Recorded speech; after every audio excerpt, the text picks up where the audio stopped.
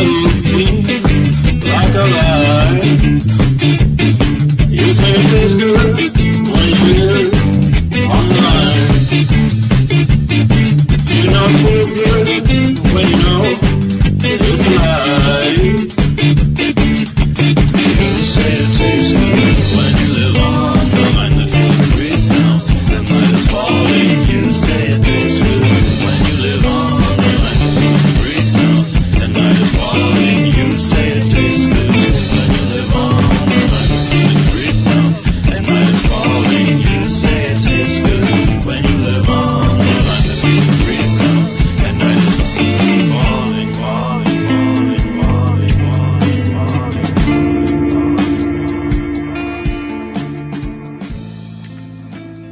Greetings, everybody. Welcome back to the Anti-Media Radio. Once again, you're here with your host, Lavonne. Not so happy Friday. There's an ongoing tragedy in Paris. We're going to talk about that. I'm getting some background noise here. I apologize. Where's that ad coming from? Okay. Sorry about that, guys. Go away, advertisement. So, thank you for joining me on the Anti-Media Radio. Well, we are happy to be here on UCY.TV. It's our home. We're very pleased to share with you the news Monday through Friday between 8 and 9 p.m. Pacific time. And we do our best to share with you unbiased, real news from around the world. And on Friday, I try and wrap up the week's news, as well as encourage you guys to practical things you can do at home to better you as well as your community as a result. So just things that we can keep in our mind to not feel overwhelmed or defeated, because life is tough, and we call it life school. Life school's not easy. So hopefully you guys can enjoy this hour with me despite all the controversy in the world currently. I'm going to start off the news with saying that there is ongoing terror attack.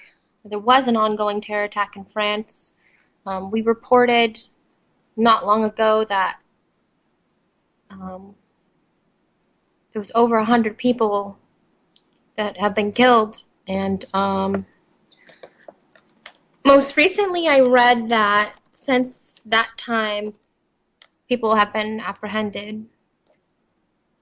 But let me find the updated story for you guys here. So I am live if you guys want to give me a call tonight and talk about the things we're going to discuss. The number is 1718-717-8296. Another really important story that we're going to speak on is mandatory vaccines. I've been doing research for a while, and there's a lot of scary things in regards to Senate Bill 277, and parents are running out of time to obtain an exemption that will grandfather them in, so that their child doesn't have to be inoculated with 69 federally mandated vaccines throughout the course of their education. And if you don't comply, you have to move out of state. You have to attend homeschool with no class time. Or you have to get the vaccines, basically. So those are parents' options. Or they can homeschool. Oh, I said that already. Apologies. So I want to tell you guys what's going on here in Paris. Let's look at the most updated story. So we'll start what was reported about 7 hours ago, okay? So at the beginning of this attack,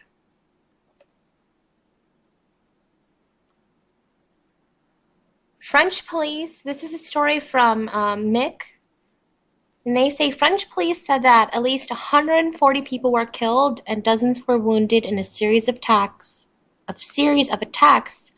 at least 7 locations in Paris, including shootings at several restaurants and cafes in the city Friday night. At least 100 people were killed inside Paris Le Bataclan Music Hall after terrorists stormed the theater, taking concert-goers hostage and systematically killing them. Another at least 40 people died in attacks throughout the city. A shooting occurred at the Le Petit Cambodge restaurant in the city's 10th district. At the same time, there were reports of an explosion at a bar near Stade de France. Please pardon my French. I only took 2 years, like 10 years ago. An explosion could be heard clearly during the soccer match between France and Germany. And if you guys go to mic.com, there's a video there. I'm going to try and play it for you guys so you can hear the sound, okay? Check it out.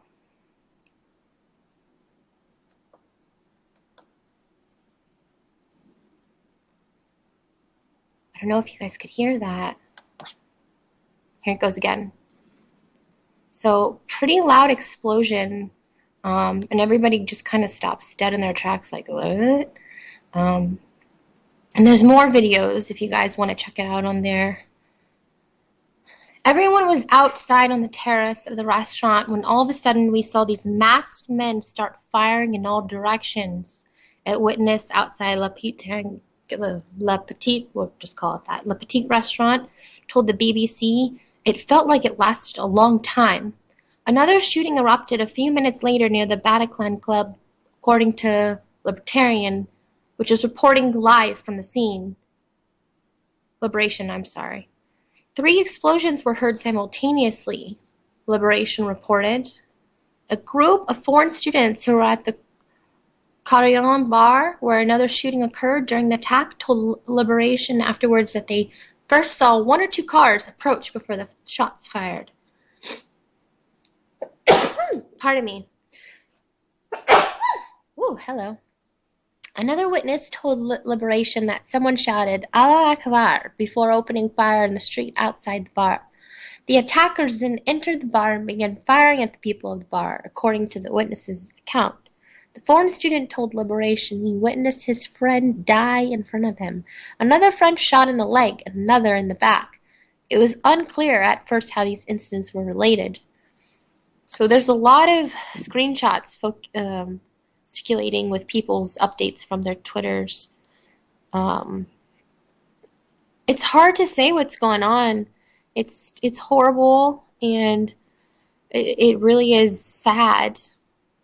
And as an objective individual, I do feel empathy for these people, but it makes me wonder what's going to happen globally as a result. I mean, look what happened globally after our quote-unquote terrorist attack, and that's just one example.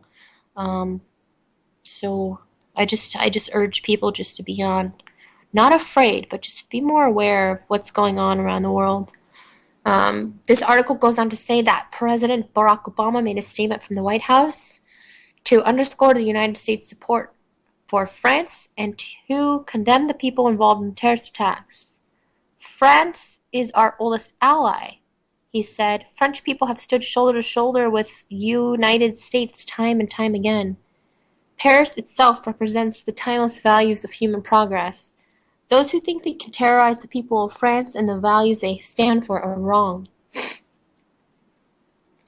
It's been reported that the borders at the time were being shut down. So that's the first story. Let's go on here.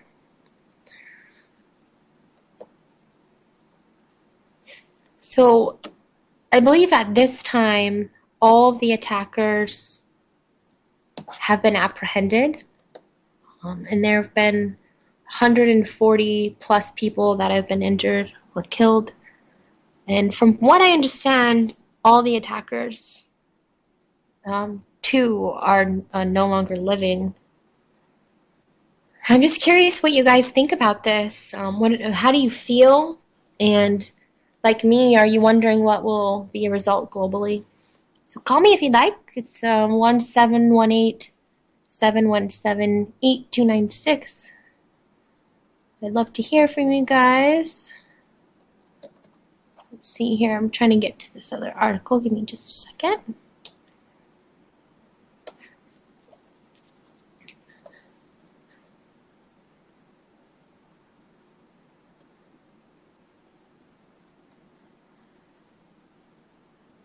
So, yeah, I got some clarification that there have been a mutual assault on the terrorists, they're calling them, by police forces.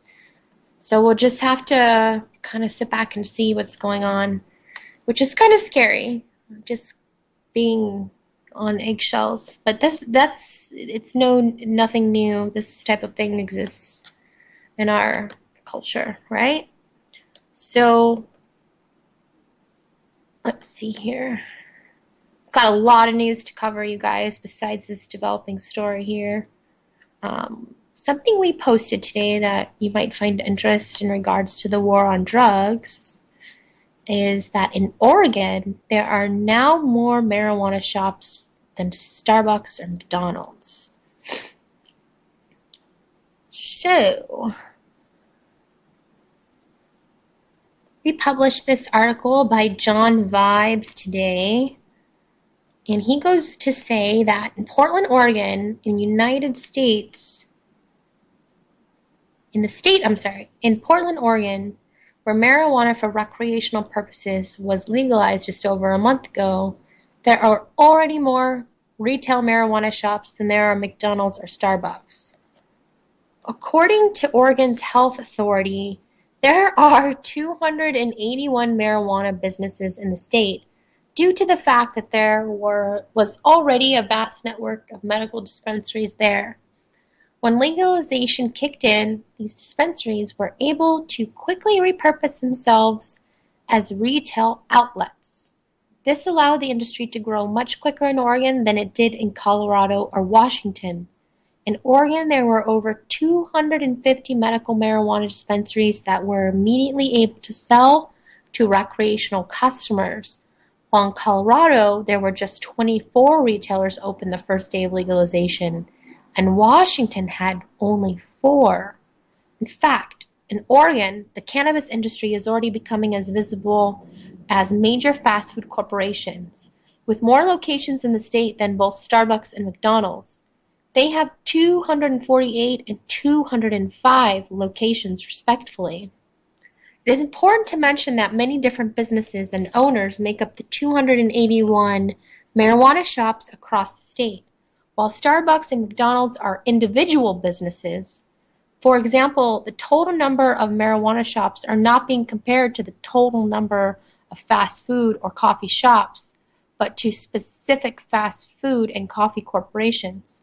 However, it still shows how marijuana is quickly becoming a very important part of the economy and pop culture. According to Business Insider, Oregon already has the second highest number of medical marijuana patients, running close behind Colorado. The state sold over $11 million worth of marijuana in the first week of legalization. The sales in Oregon in the first week actually outshined both Colorado and Washington. In Colorado, sales reached nearly $5 million in the first week, while Washington retailers made just $2 million, and that's in the first week of sales. As with the retail locations in Colorado and Washington, many of Oregon's shops are concentrated in cities like Portland, with only a few locations in rural areas. And there goes my voice. Now, need water just a moment.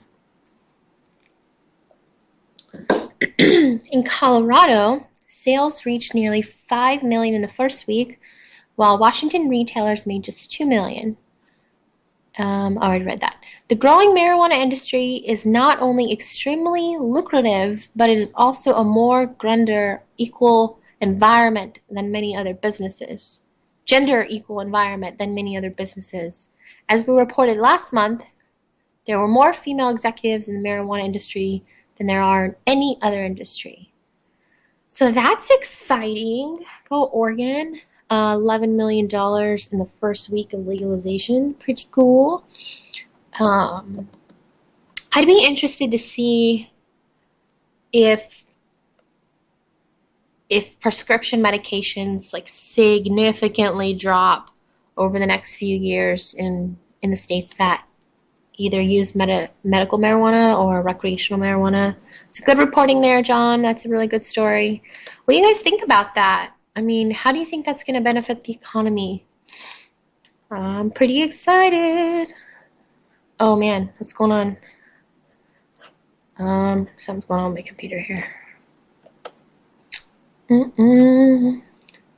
So the next story is scary. We've been reporting on this for a while now, and I don't know much about the topic, but I'm going to mention it to you guys so that you feel inclined to check it out.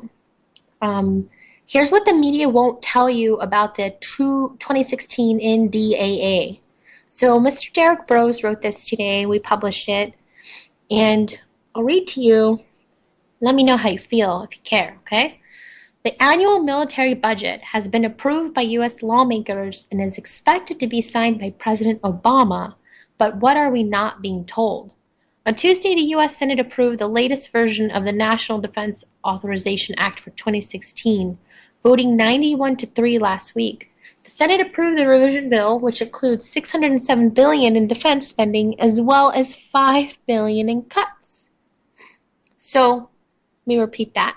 $607 billion in defense, as well as $5 billion in cuts.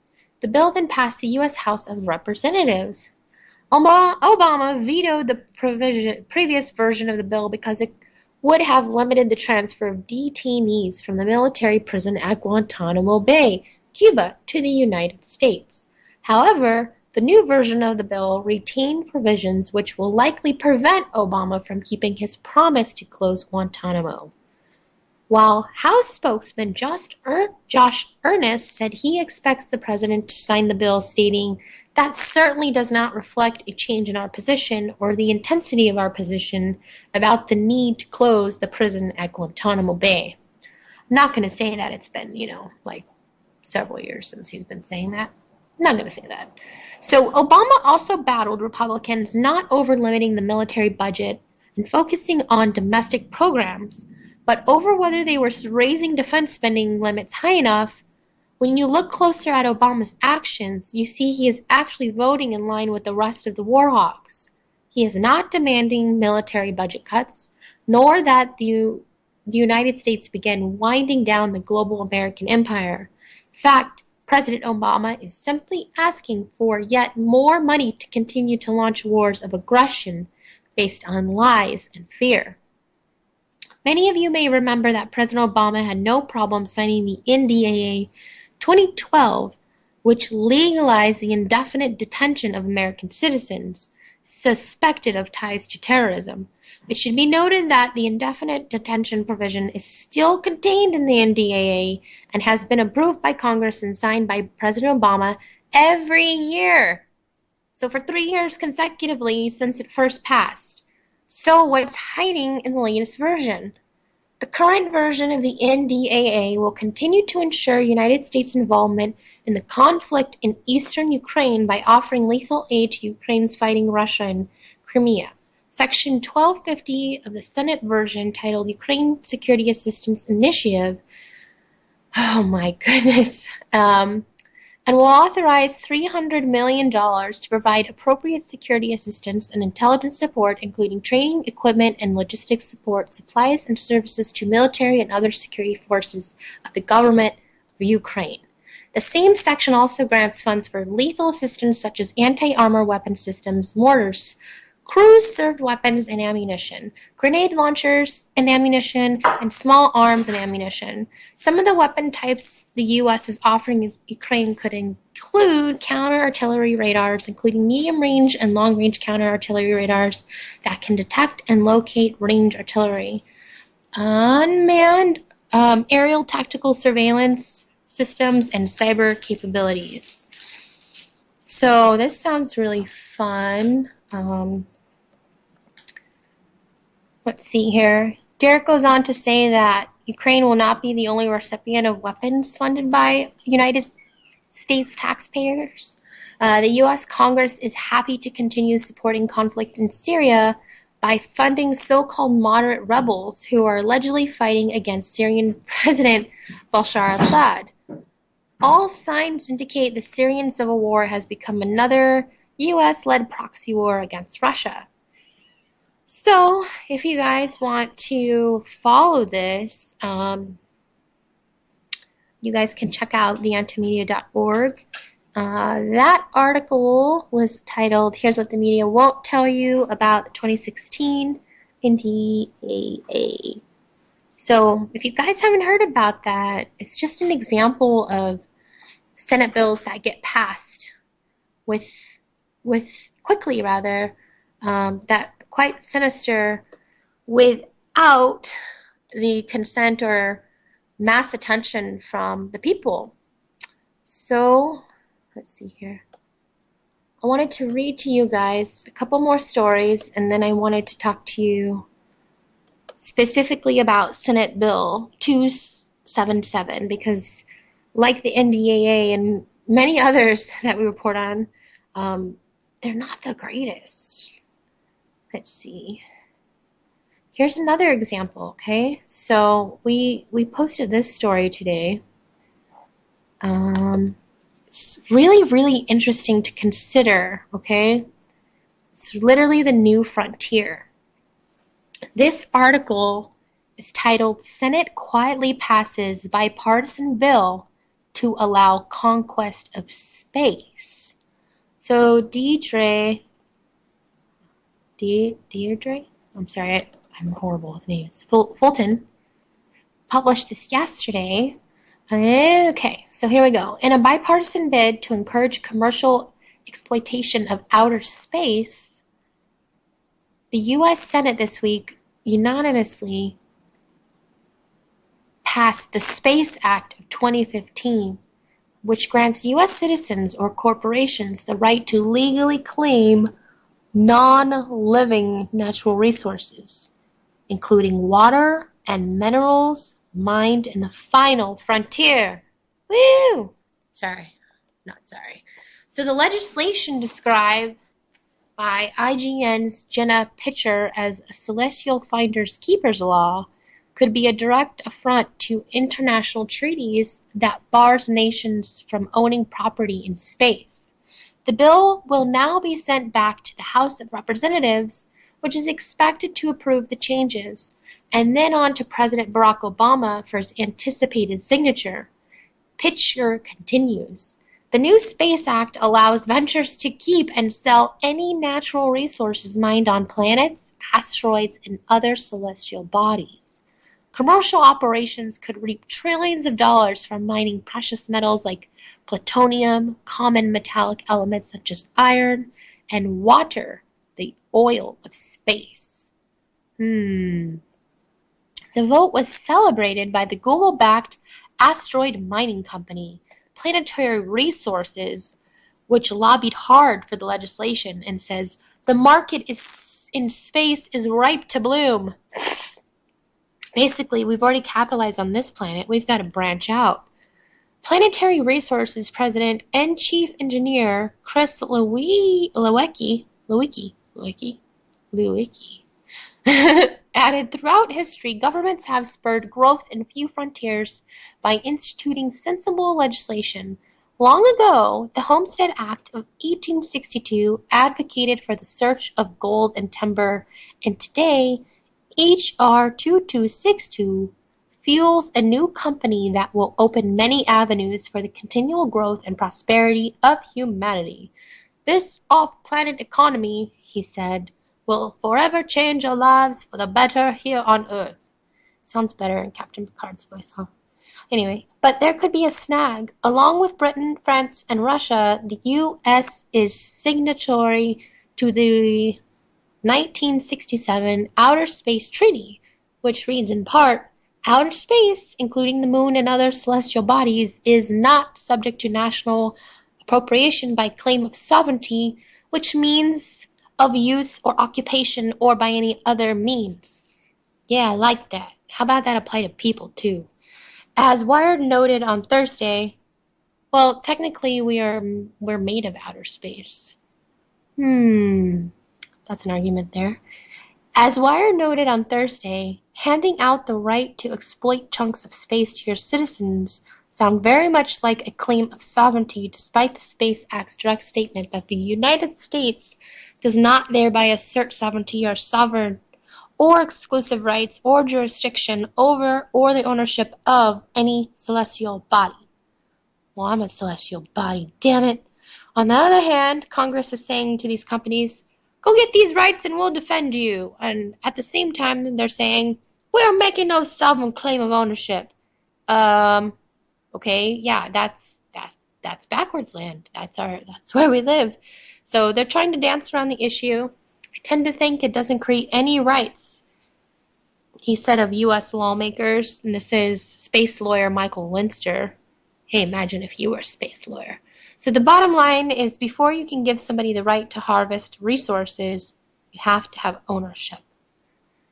So that's pretty cool. That article originally appeared on commondreams.org, and it is really awesome. I encourage you guys to check it out further if you're interested.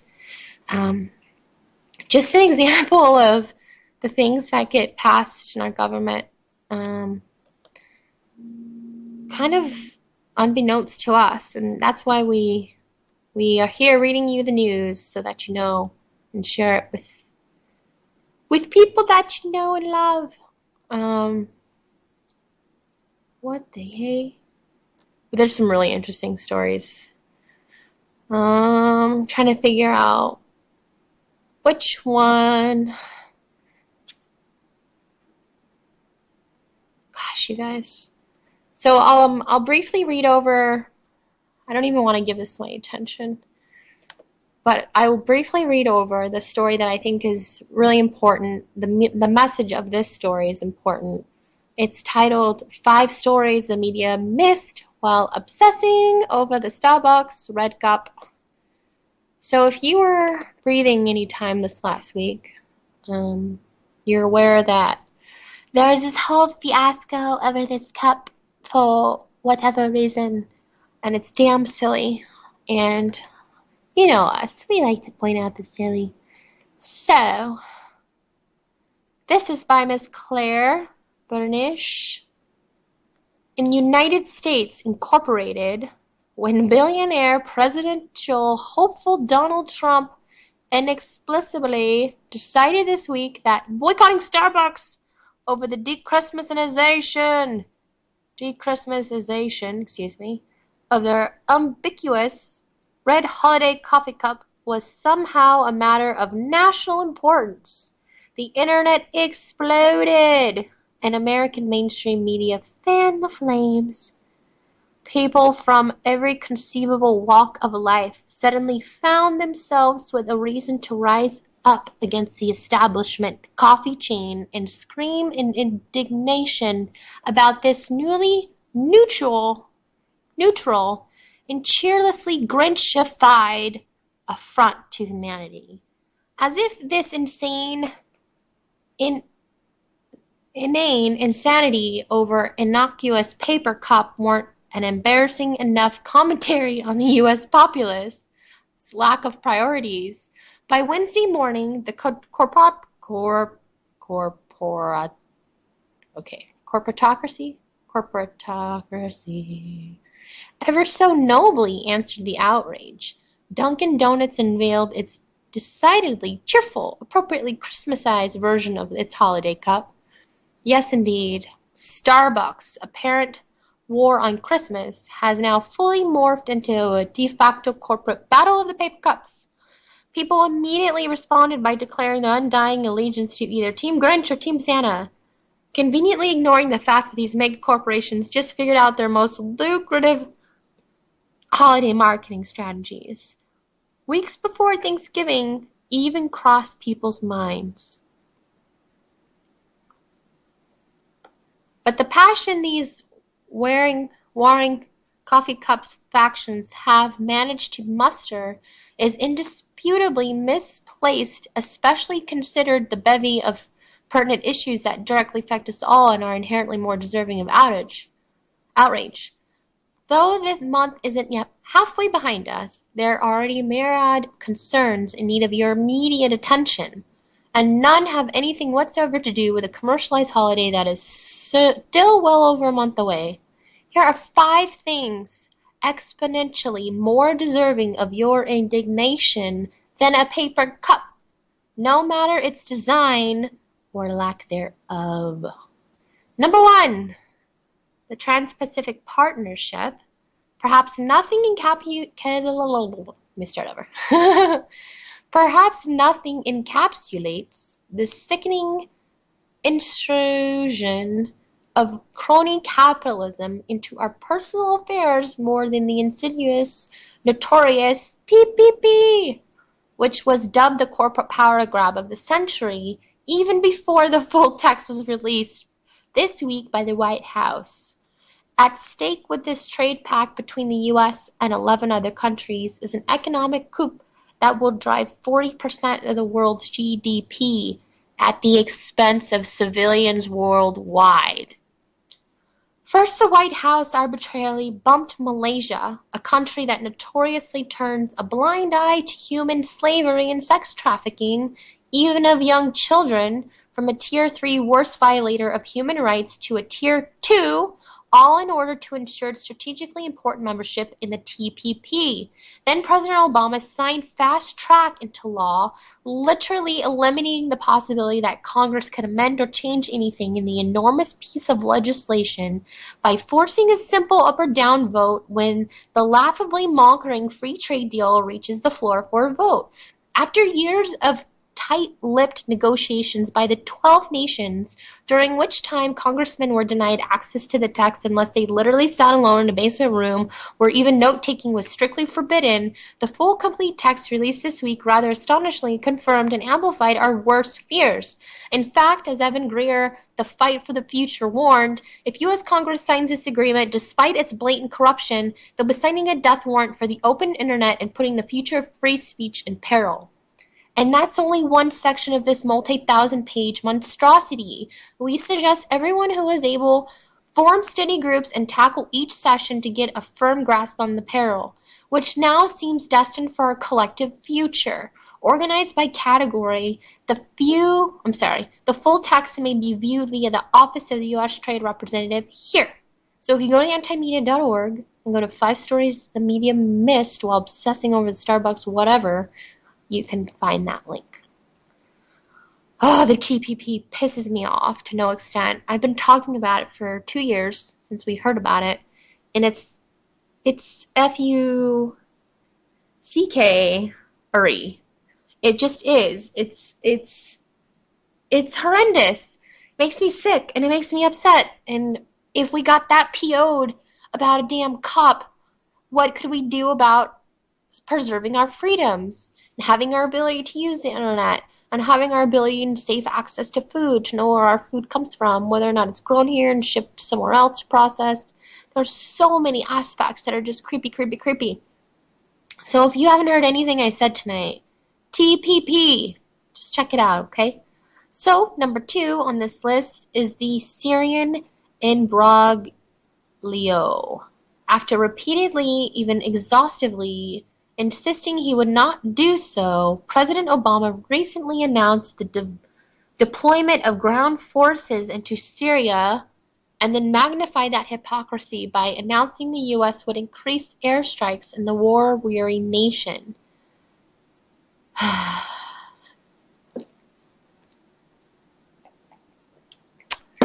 This military buildup, which is incidentally also slated for Iraq, had first been proffered as necessary to assist the ongoing international fight against the Islamic State in the region. But in order to do so, Obama admitted that buildup would function to ensure that weapons and other supplies are delivered to the moderate forces whom the United States supports. As an unnamed and unified official told Reuters, additionally, a report quietly confirmed Syrian rebel groups had employed chemical weapons in the region. Though who exactly those rebel groups were and whether or not they are fighting at the behest of the U.S. remains unknown or unstated. U.S. State Department veteran and Middle East policy critic Peter Van Buren pointed to a similar mission and announcement in 2014, August, concerning Iraq. Touted as brief, ostensibly humanitarian effort that was widely believed, though as it turned out was a lie, concerning the deployment to Syria. He advised, "We are being told that the same president that Americans will again fight on the ground in Syria and that Americans will have to die. He says this is unnecessary to protect He says this is necessary to protect us because if we do not defeat the Islamic State over there, they will come over here to what we now call without shame or irony, the homeland." Though the official announcement claims only 50 combat troops will be deployed, there may still be time to voice opposition to further involvement by contacting your congressman. And again, that link is there in that article. The United States shot at victims fleeing, and oh gosh, this is sad. You guys, we've been reporting on the hospital. It turns out the United States victims fleeing the Sans Frontières hospital bombing in Kunduz, Afghanistan, despite mass media's proclivity for accepting spoon-fed propaganda from anonymous government officials as evidence in its insistence immediately followed the tragic bombing of the hospital that it had indeed been accidental.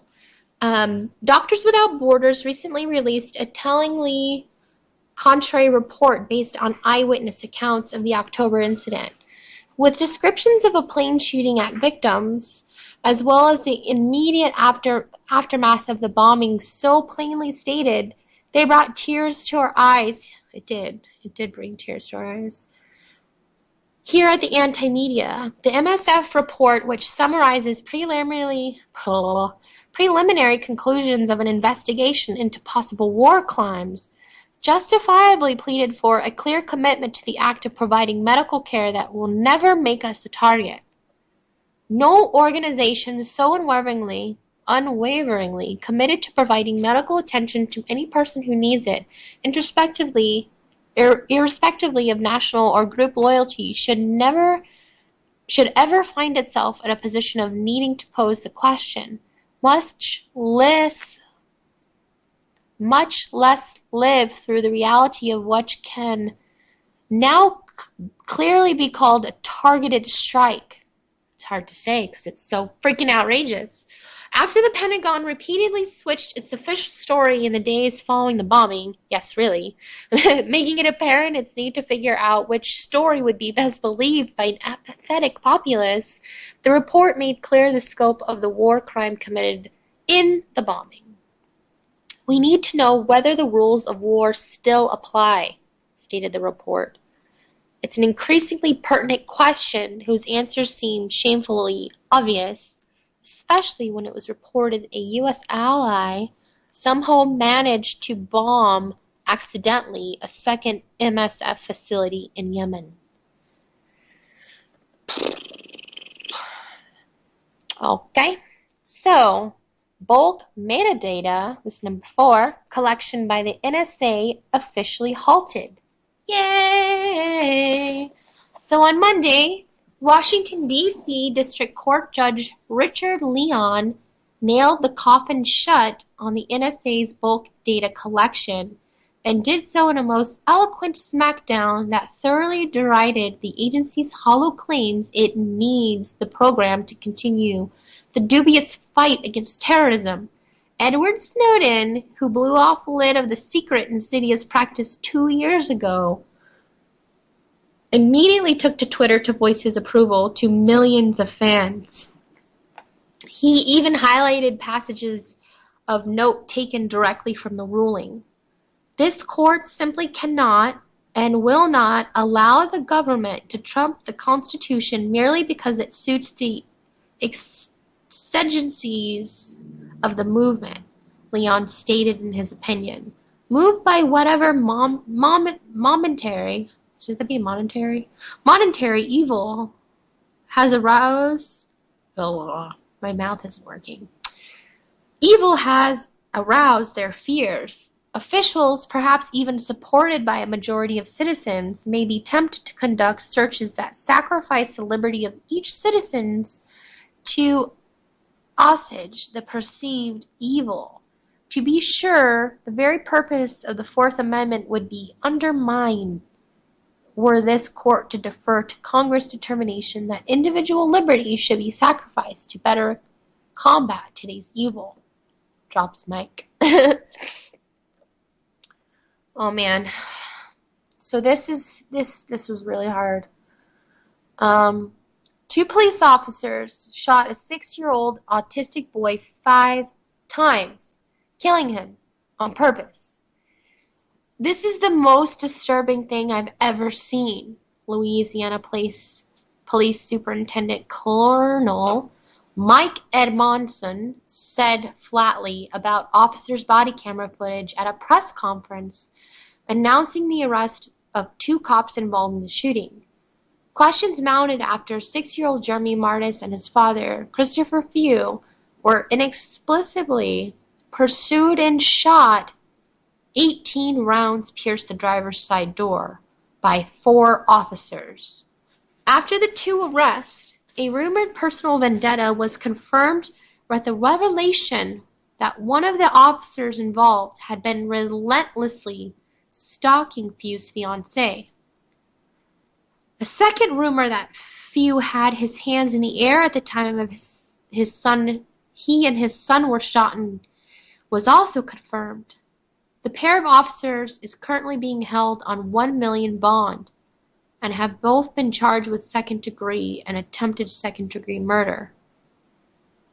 You know what's the saddest thing about that story? Is the other day I heard that Jeremy Martis was in a coma and that he has no idea that his son died. Isn't that just the most terrible thing? Like, if this poor man wakes up, and if he has capacity to comprehend clearly without severe damage, because I'm pretty sure he was shot in the head. Don't quote me, but can you imagine having to hear, like, your son died? By the way, you missed his funeral. That's terrible. I mean, how is that father going to feel? And it's disgusting. I don't know how many times we've reported on this, but there's clearly an issue. Something needs to change. So, that was that. Now hurry up and get back to that battle over those coffee cups, says Claire. Whew. But seriously, guys, like, you gotta realize a pattern here. That was hard for me to read. Like, that literally was hard. This has been a tough night of news. There's a lot going on in the world. And I want to read one more story before I give you guys the pep talk for the week to get you through, okay? Okay? So, this is something that I'm working on that's really important to me. And I'd like to share it with you. And I briefly touched on it earlier, and that's Senate Bill 277, which was signed by Governor Jerry Brown. Let me give you the exact date here.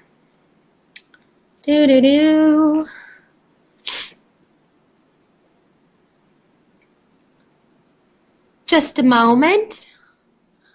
So, I want to clear up some words, just because I'm going to use the word parent and I'm going to use the word doctor. And the word parent in this situation means to protect or to guard. And the word doctor in this context means to teach.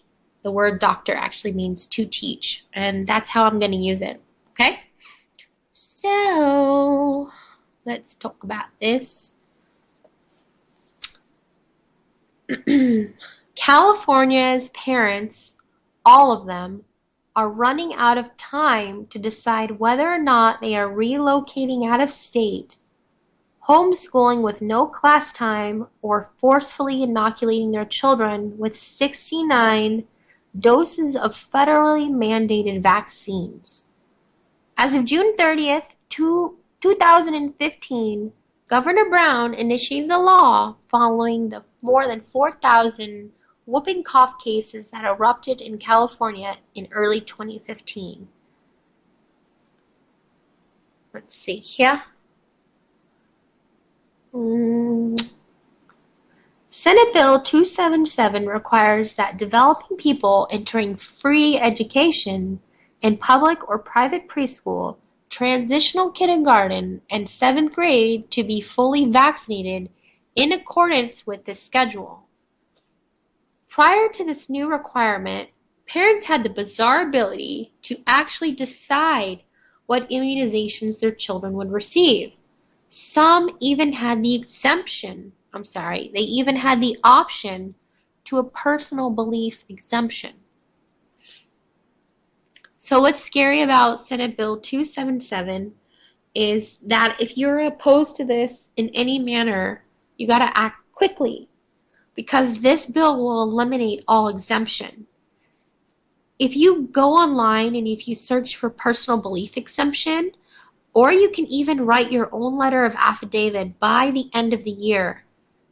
And if you do so, you will enroll your child into the grandfather clause that will be valid by law at your school and to the end of 2015, and will also be valid until the next checkpoint. The grandfather clause will exempt children from the mandatory vaccinations who are entering childcare or preschool and kindergarten by June of 2016, and children within the checkpoint grade spans of TK through /K, so preschool through 6th grade or 7th grade through 12th grade. After this year, there are virtually no exemptions regardless of your child's health condition. In his article, Dr. Mercola goes into article about what ailments will not be sufficient to grant exemption. Here are the only acceptable endurances that warrant a temporary until recovered exemption according to the doctor. Basically, the Centers for Disease Control and Prevention now tell doctors that a medical vaccine exemption should only be granted if you are one of the estimated 320,000 children and adults annually receiving chemotherapy, or one of the estimated 47,000 Americans who have a recent organ or blood cell transplant, or your child is one of the 40 to 100 children born every year with severe combined immune deficiency known as SCID. So those are the only people who get exemptions, and they're being called golden tickets because there's not a very high chance that you'll receive one, even if you really, really want it. Maybe if we understood how important and relatively simple tailored preventative measures towards being healthy are, could we essentially eliminate unnecessary vaccines? Maybe they are not a one-size-fits-all. So science versus government. To forcefully vaccinate those who have immune systems is not only unsupported by science, but according to nature and the manner in which bodies operate, completely unnecessary. There's this little aspect of us, the kind, it's the first thing we develop in the womb, our nervous system. It has one job. It communicates all tasks and duties from the brain to all portions of the body. Your personal army resides within you, microscopic yet mighty, just waiting to attack any invader that seems suspicious. They diligently and faithfully guard all invisible borders, protecting all barriers within your fleshy vessel. If we maintain our systems and think progressively in regards to chosen fuel, we get optimal function. Supporting this notion of immunity being related to many factors, not just pathogens, as demonstrated by Dr. Mercola. That is why malnourished, vitamin-deficient children living in impoverished environments, for example, are at higher risk for complications from gastrointestinal, respiratory, and other childhood infections. So basically what he's saying is that people who are not sanitary, don't support their immune systems and healthy habits, are more likely to get diseases and conditions based on that. So my argument is that we're not thinking preventatively as a whole. We're thinking allopathically. We're segmenting the body into pieces instead of thinking it as a whole holistic unit. And it's causing a lot of disruption, especially in our community. People are torn, just like, Democrats and Republicans. People can't agree on what's right or wrong. And it's not my job or anybody else's job to tell you what's right or wrong for you. And that's the main point. SB 277 is a blatant removal of your personal right and sovereignty as an individual to choose your health care. And what's scary, crazy, scary is that pharmaceutical companies and doctors are protected by law, by your government, from any type of legal action, despite knowing that the thing they are requiring to be administered is not safe nor guaranteed. So they're giving everybody a blanket treatment. And it's really scary because the eradication of disease is just not injecting someone with the virus. It's there's so many things, like for example, germs. Germs are like seeds, and this will help you guys understand that a seed will only grow. I mean, it can sprout even. It can sprout and you can plant it in a not so ideal environment like poor soil. And it won't continue to grow, it'll die. So if you get exposed to germs, say I have the flu, and you come hang out with me, you may be really, really healthy and have a strong immune system to the point that maybe you do contact that germ, but it doesn't affect you on a super negative level. Like you're able to fight it off. Maybe you feel kind of, oh, sorry. You're welcome. That's contagious. So maybe you feel down for 20 hours or so, but your buddy who drinks a lot and smokes a lot and doesn't sleep very much, he contacts the same virus and say homeboy's sick for 4 days. And that's just a demonstration of how everybody's immune system is different. And I'm really not a fan of freaking blanket treating anything because everything is situational. And there's so many factors that go into health, everything from environment to stress to food quality to water to air quality to posture and muscle tonicity, and you name it. There are so many factors, and a lot of people have immune disorders that make them susceptible to having adverse reactions to vaccines. So, oh my goodness, we've had so many topics tonight, you guys. It's been a very, very busy week in the world. We talked about all kinds of things that are going on. Our hearts and our prayers go out to, I'm not going to segregate. In this instance, I will use a blanket statement and say everybody, every being.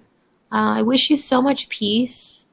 I'm here to remind you that life is school, and the moment is the lesson, and that's the reason things happen. It's for you to pay attention. So are you paying attention? Because that's for you. The moment's for you. It's not for anybody but you. And collectively, we create these moments that shape us all simultaneously. But the trick is, are you paying attention? And not just that, what are you going to do with it once you're aware? So I made you guys aware of so many topics tonight. And I'm sorry to tell you so many depressing things. But just know that as much evil, there must also be that much good. And that's in everybody. So it just depends on what you're going to channel.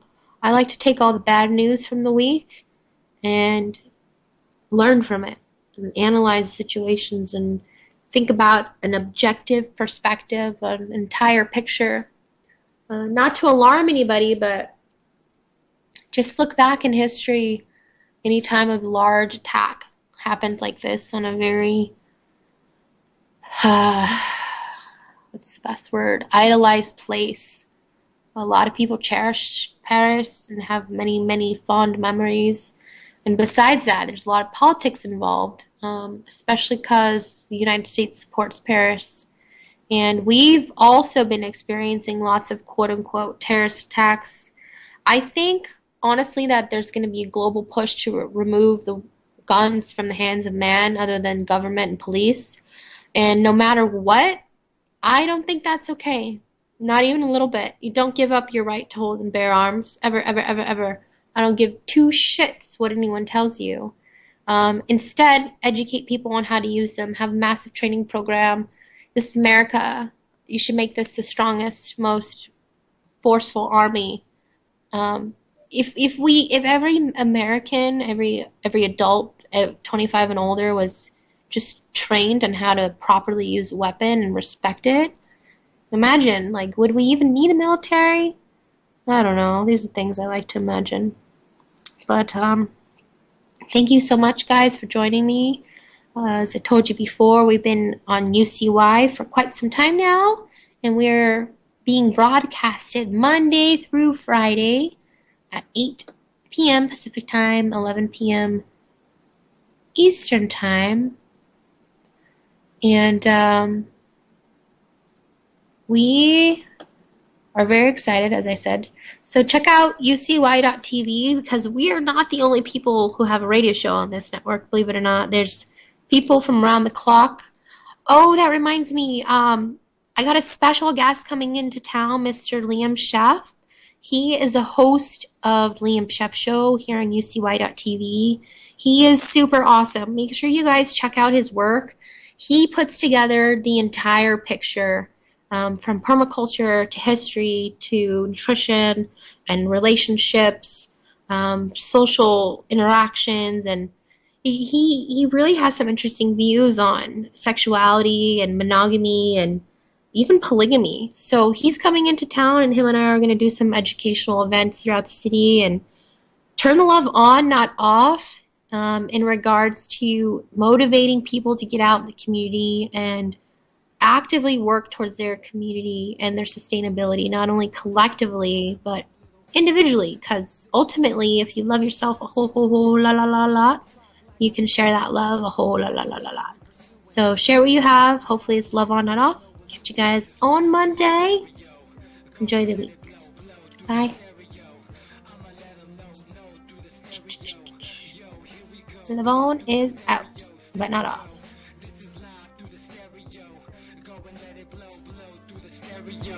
I'ma let them know through the stereo. Yo, here we go through the stereo.